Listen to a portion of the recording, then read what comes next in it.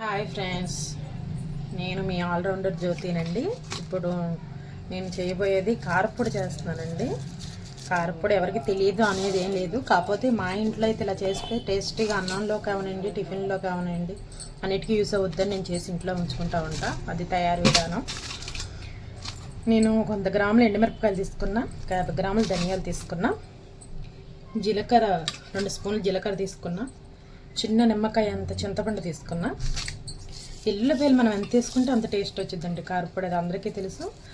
అయితే నేనైతే ఈ వెల్లుల్లిపాయలు వేసుకుంటున్నాను అండి.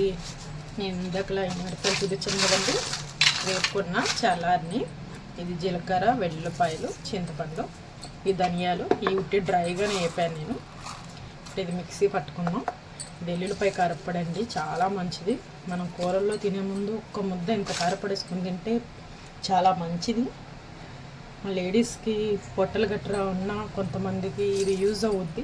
ఒకసారి ట్రై చేసి చూడండి. ఇదిగోండి కారప్పొడి మిక్సీ పట్టేసాను, గిన్నెలోకి తీస్తున్నాను. చూడండి, ఉండండి, నోరు ఊరిపోతుంది తిన్నాము, స్మెల్ ఎదిరిపోతుంది. ఈ రోజుల్లో చేతికి ఎవరు నోరులేకపోతుంది, మిక్సీలోనే కదండి మిక్సీ పట్టాను.